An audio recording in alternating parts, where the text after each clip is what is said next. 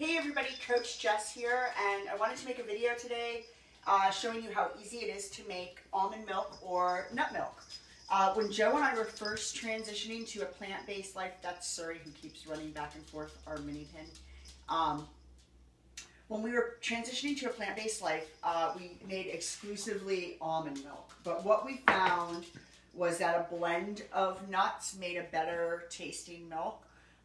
So we use almonds, walnuts, and pecans, and it's a 3-to-1 ratio. So we have these strainers. You just take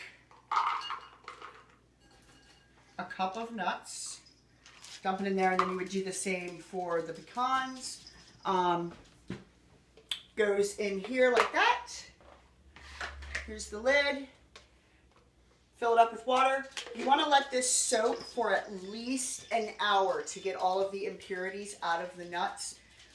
Once at least an hour has gone by, you can take it out, dump the water out, rinse these, and then you'll come over to your Vitamix, pour it in.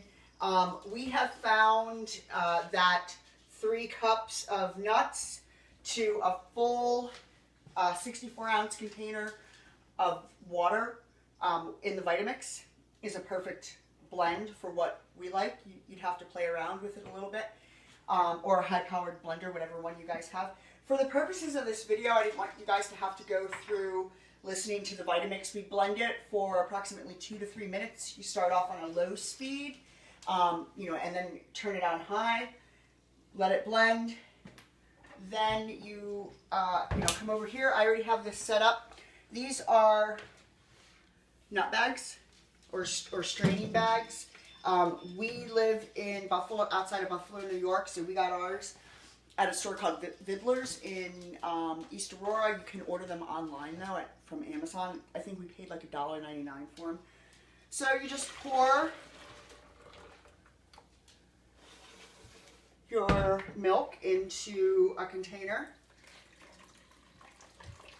and then you're going to squeeze out the meal.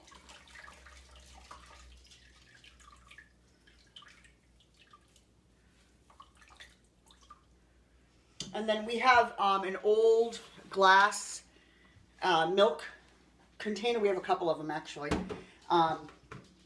So then you just pour your milk into the container.